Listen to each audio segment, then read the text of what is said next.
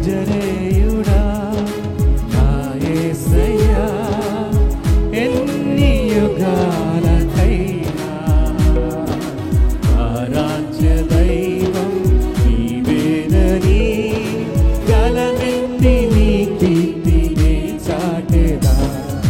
నజరేయుడా నా యేసయ్యా, ఎన్ని యుగాలకైనా ఆరాధ్య దైవం నీవేనని గలమెత్తి నీ కీర్తినే చాటెదా.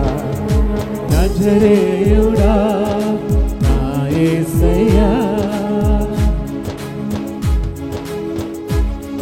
ఆకాశ గగనాలను నీ చేనతో కొలిచితివి. నోరు తెచ్చి పాడదాం. ఆకాశ గగనాలను నీ చేనతో కొలిచితివి. శూన్యములో ఈ భూమిని పడల, శూన్యములో ఈ భూమిని వేలాడదీసిన నా యేసయ్యా, వేలాడదీసిన నా యేసయ్యా, నీకే వందనం, నీకే వందనం, నీకే వందనం, నీకే వందనం. యేసుక్రీస్తు ప్రశస్త నామములో ప్రియులందరికీ శుభాలు. దేవుని వాక్యములో నుండి మార్కు సువార్త 1వ అధ్యాయం 21 వచ్చి నుంచి మనం గమనిద్దాం. విశ్రాంతి దినాన సమాజ మందిరములోకి యేసు ప్రభు వెళ్ళి వారికి బోధిస్తున్నట్లుగా మనం గమనిస్తున్నాం. సమాజ మందిరం, దీన్ని ఇంగ్లీష్లో సినగోగ్ అంటారు. కపెర్నహూము అనే ప్రాంతంలో నేటికి కూడా దానికి ఏం పేరంటే the town of Jesus Christ అని ఆ కపెర్నహూముకి ఎంట్రన్స్లో మనం చూస్తాం. సమాజ మందిరం అంటే ఏంటి? యూదులు విశ్రాంతి దినాన కూడుకునే స్థలం. వారు సమూహముగా కూడుకుని అక్కడ తోరా లేక ధర్మశాస్త్రాన్ని చదువుతూ ఉండేవారు. ఎవరో ఒక రబ్బీ లేక బోధకుడు నిలబడి గ్రంథాన్ని చదువుతున్నప్పుడు అందరూ వినేవారు, పాట పాడి దేవుని స్తుతించేవారు. ప్రస్తుతం క్రైస్తవులు ఆదివారము దేవుని మందిరానికి ఎలా వెళ్ళేవారో ఆనాటి దినాల్లో యూదులు ప్రతి విశ్రాంతి దినం లేక శనివారము సమాజ మందిరానికి వెళ్ళేవారు. మన భారతదేశంలో కూడా చెన్నై ఆ ప్రాంతంలో యూదులు ఉండేవారు ఒకప్పుడు. ఇప్పుడు కూడా అక్కడ ఒక సమాజ మందిరాన్ని మనం చూడగలం. యూదులు ఎక్కడుంటే అక్కడ వారందరూ కలిసి దేవుని ఆరాధించుటకు సమాజ మందిరాన్ని కలిగి ఉంటారు. ఆ అవకాశాన్ని ప్రభు ఉపయోగించుకున్నాడు. అక్కడికి వెళ్ళి దేవుని వాక్యాన్ని వారికి బోధిస్తున్నాడు. గమనించండి, ఆయన శాస్త్రుల వలె కాక, సహజంగా శాస్త్రులు ధర్మశాస్త్రాన్ని బోధించేవారు. వీరికి మరో పేరేంటంటే ధర్మశాస్త్రోపదేశకులు అని పేరు. ధర్మశాస్త్రోపదేశకులే ధర్మశాస్త్రాన్ని బోధిస్తూ ఉండేవారు. వీరిని రబ్బీ అని కూడా అంటారు. బోధకుడు, ధర్మశాస్త్రమును బోధించేవాడు. అయితే యేసు ప్రభు చేస్తున్న బోధకి ధర్మశాస్త్రోపదేశకులు చేస్తున్న బోధకు వ్యత్యాసాన్ని అక్కడ కూర్చున్న సభికులు గుర్తించారు. యేసు ప్రభు బోధిస్తుంటే ఆయన బోధలో అధికారం కనిపిస్తుంది. ఏది నమ్ముతున్నాడో అది స్పష్టంగా చక్కగా ప్రభు వివరిస్తున్నట్లుగా మనం గమనిస్తాం. శాస్త్రులు మనుషుల ద్వారా ఇవ్వబడిన అధికారం, ప్రభువు దేవుని ద్వారా ఇవ్వబడిన అధికారం. ఈ అధికారం ఎలా కలిగింది ఈయనకి అంటే తండ్రికి లోబడ్డాడు కాబట్టి ఈ అధికారాన్ని ఆయన కలిగి బోధిస్తున్నాడు. అధికారం అనేది మనము లోబట్ట ద్వారా మనం పొందుకుంటాం. యేసు ప్రభు ఆయన శిష్యుడుగా ఉన్నాడు, ఆయన విధేయత చూపించాడు, ఆయన తండ్రికి లోబడ్డాడు. కనుక అధికారముతో నిలబడి దేవుని వాక్యాన్ని ప్రభు బోధిస్తున్నట్లుగా మనం గమనిస్తున్నాం. 23వ వచనంలో, ఆ సమయమున వారి సమాజ మందిరములో అపవిత్రాత్మ పట్టిన మనుషుడు ఒకడు ఉండెను. ఇతడు యూదుడే, కానీ ఇతడికి అపవిత్రాత్మ పట్టింది. అలాగే సమాజ మందిరానికి వస్తున్నాడు, అలా వెళ్ళిపోతున్నాడు. కానీ ఒకరోజు ఇతని జీవితంలో ఒక అద్భుతమైన కార్యం జరిగింది. యేసు ప్రభు సమాజ మందిరంలో బోధిస్తున్నప్పుడు వారి మధ్యలో అపవిత్రాత్మ పట్టినవాడు ఒకడున్నాడు. వాడు గట్టిగా కేకేస్తూ, నజరేయుడని యేసు, మాతో నీకేమి? మమ్ము నశింపజేయుటకు వచ్చితివా?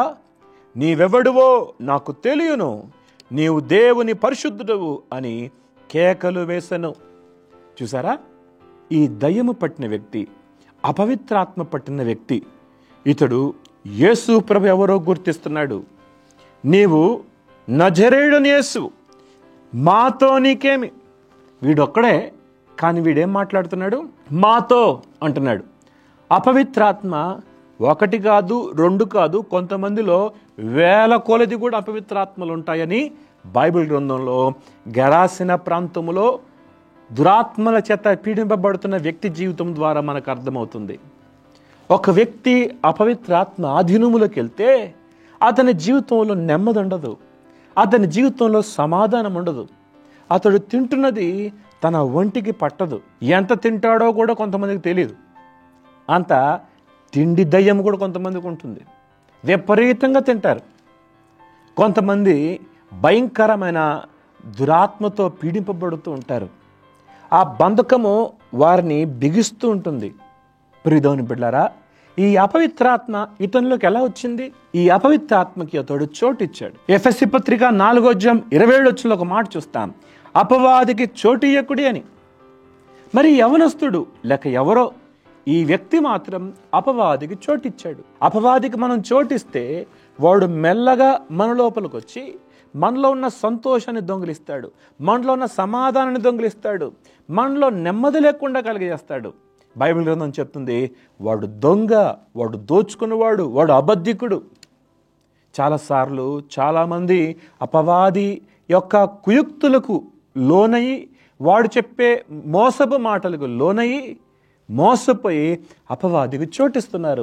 ఫలితంగా అపవాది చేత పీడింపబడుతున్న వారు చాలా మంది ఉన్నారు. యేసు ప్రభు లోకానికి ఎందుకు వచ్చాడో తెలుసా? బైబిల్ గ్రంథంలో మనం చూస్తాం, అపవాది క్రియలను లయపరచుటకు మనుష్య కుమారుడు ఈ లోకానికి వచ్చాడు. యేసు ప్రభు ఎవరో అపవాది గుర్తించింది, ఆ దురాత్మ గుర్తించింది. నజరేయుడని యేసు, మాతో నీకేమి? మమ్ము నశింపజేయుటకు వచ్చితివా?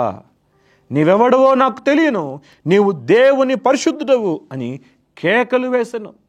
అందరి ముందు యేసు గురించి దయ్యం మాట్లాడుతుంటే మనలాంటి వాళ్ళు అయితే, అబ్బా నా గురించి ఎవరు గుర్తించలేదు, దయ్యం గుర్తించింది, ఇంకా చెప్పు ఇంకా చెప్పు అని మనం మాట్లాడిచ్చే వాళ్ళమేమో. కానీ యేసు ప్రభు అపవాదిని మాట్లాడనివ్వలేదు. అందుకు యేసు ఊరకుండము, వానిని విడిచిపోమ్మని దానిని గద్దింపగా ఆ అపవిత్రాత్మ వానిని విలవిలలాడించి పెద్ద కేక వేసి వాని విడిచిపోయెను. యేసు ప్రభు ఒక్క మాట చెప్పాడు, ఊరకుండు, వానిని విడిచిపెట్టు అన్నాడు. అంతే, వెంటనే ఆ పవిత్రాత్మ వాన్ని విడిచి వెళ్ళిపోయినట్లుగా మనం గమనిస్తాం. అందరూ విస్మయం చెందారు. ఏంటి, ఈ వ్యక్తి మనతో పాటు నడిచాడు, ఈయనలో అపవిత్రాత్మ ఎలా ఉందని గుర్తించాడు ఈయన. ఆయన అపవిత్రాత్మ ఒక్క మాటకి ఎంత లోబడింది అపవిత్రాత్మ అని అక్కడున్నవారు యేసు ప్రభు యొక్క అధికారం చూసి ఆశ్చర్యపోయినట్లుగా మనం చూస్తాం. 27 అందరూ విస్మయం ఉంది, ఇదేమిటో, ఇది క్రొత్త బోధగా ఉన్నదే. ఈయన అధికారముతో అపవిత్రాత్మలకు ఆజ్ఞాపింపగా అవి ఆయనకు లోబడుచున్నవని ఒకరితో ఒకడు చెప్పుకొనిరి. ఒకరితో ఒకరు మాట్లాడుకున్నారు. ఈయన అపవిత్రాత్మకు ఆజ్ఞాపిస్తే అపవిత్రాత్మలు లోపడుతున్నాయి, వణుకుతున్నాయి అపవిత్రాత్మలు అని యేసు ప్రభు గురించి మాట్లాడుకుంటున్నారు. వెంటనే ఆయన సమాచారం త్వరలో గలిలయ ప్రాంతమంతటా విస్తరించింది. యేసు ప్రభు అద్భుతం చేసింది కపెర్నహూము సమాజ మందిరంలో, కానీ ఆ రాష్ట్రమంతా యేసు ప్రభు గురించిన వార్త మారుమ్రోగినట్లుగా మనం గమనిస్తాం. ఆ తర్వాత వెంటనే ఆయన సమాజ మందిరంలో నుండి వెళ్ళి యాకోబుతోనూ యోహానుతోనూ సీమోను ఆంద్రయ్య అనువారింట ప్రవేశించాడు. పేతురు గారి అత్త అనారోగ్యంతో మంచానికి అతుక్కుపోయింది, చాలా బలహీనంగా ఉంది, దయచేసి ఆమెను బాగు చెయ్యి అని అడిగారేమో. ఆయన ఆమె దగ్గరకు వచ్చి చెయ్యి ముట్టి ఆమెను లేవనెత్తను, అంతటా జ్వరము ఆమెను వదిలిపోయెను గనుక ఆమె వారికి ఉపచారము చేశాను. చాలాసార్లు యేసు ప్రభువును స్వస్థపరిస్తే బాగుండు అని దేవుని కార్యాల కొరకు ఎదురు చూసేవారు చాలామంది ఉన్నారు. కానీ స్వస్థత పొందిన తర్వాత దేవుని కొరకు ఏ పరిచర్య చేయకుండా అలాగే జీవితాలు జీవించేవారు లేకపోలేదు. ప్రియదేవుని బిడ్డలారా, దేవుని అడుగుతున్న స్వస్థత మంచిదే. స్వస్థపరిస్తే నువ్వేం చేస్తావు దేవుని కొరకు? అది కూడా మనం గ్రహించాలి. దేవుని కొరకు నీవు జీవించాలి. దేవుని కొరకు నీవు సాక్షిగా బ్రతకాలి. మరణాపాయం నుంచి దేవుడిని రక్షిస్తే నువ్వెందుకు దేవుని గురించి సాక్ష్యం చెప్పకూడదు? ఎందుకు దేవుని మహింపరచకూడదు? ఆలోచించండి. దేవుడు అనేక మంది జీవితాల్లో ఎన్నో గొప్ప కార్యాలు ఇప్పటికే చేసున్నాడు. కాబట్టి పొందిన మేలకు కృతజ్ఞతగా ఆయన నామని మహింపరచాలి. దేవుని దగ్గర నుంచి పొందుకునేవారు ఉన్నారు, కానీ దేవునికి కృతజ్ఞతలు చెల్లించే వాళ్ళు చాలా తక్కువ. దేవుని బిడ్డలుగా మనం పొందుకున్న దానికి కృతజ్ఞతగా దేవునికి మనల్ని అప్పగించుకుందాం. దేవుని కార్యాలు చేయటానికి మన జీవితాలు అప్పగిద్దాం. సాయంకాలము ప్రొద్దుకినప్పుడు జనులు సకల రోగముల దయ్యములు పట్టిన వారిని ఆయన యొద్దకు తీసుకొచ్చిరి. యేసు ప్రభు కపెర్నహూములో సమాజ మందిరంలో చేసిన ఒక్క అద్భుతం ద్వారా ఆయన గురించి గలిలయ అంతటా మారుమ్రోగింది. ఆ రోజే సీమోను అత్త జ్వరం నుంచి విడుదల పొందింది. సాయంకాలం అయ్యేసరికి ప్రొద్దుకినప్పుడు జనులు సకల రోగములను దయ్యములు పట్టిన వారిని ఆయన యొద్దకు తీసుకుని వచ్చిరి. యేసు ప్రభు దయ్యములను వెళ్ళగొట్టారు, రోగుల్ని స్వస్థపరిచారు. బైబిల్ గ్రంథంలో మనం చూస్తాం, పట్టణమంతయు ఆ ఇంటి వాకిట కూడి ఉండెను. ఆ కపెర్నహూము పట్టణమంతా పేతురు ఇంటి వాకిటికి వచ్చేసి ఉన్నారు. ఇల్లంతా నిండిపోయింది, రోడ్డంతా జామ్ అయిపోయింది. ఎవరు వీళ్ళంతా? రోగులు, అపవిత్రాత్మల చేత పీడింపబడుతున్నవారు. యేసు ప్రభు ద్వారా బాగు చేయబడాలని వారందరూ ప్రభు దగ్గరికి వచ్చారు. ఆయన నానావిధ రోగముల చేత పీడింపబడిన అనేకులను స్వస్థపరిచి అనేకమైన దయ్యములను వెళ్ళగొట్టెను. అవి తన్ను ఎరిగి ఉండినందున ఆయన దయ్యములను మాట్లాడనివ్వలేదు. అనేక రోగములను స్వస్థపరిచాడు. అనేక మంది జీవితాలను బాగు చేశాడు. అంతేకాదు, పక్షవాయు గలవారు, దయ్యముల చేత పీడింపబడుతున్న వారు విడుదల పొందుతున్నారు. యేసు ప్రభు స్వస్థపరిచే దేవుడు, ఆయన రక్షించేవాడు.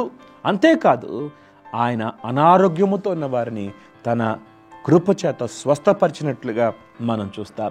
ప్రియదేవుని బిడ్డలారా, ఆయన ఆశ్చర్యకరుడు, ఆశ్చర్య కార్యాలు చేస్తాడు. మానవాళిని సృష్టించినప్పుడు ఆ దేవదేవుడు ఉన్నాడు.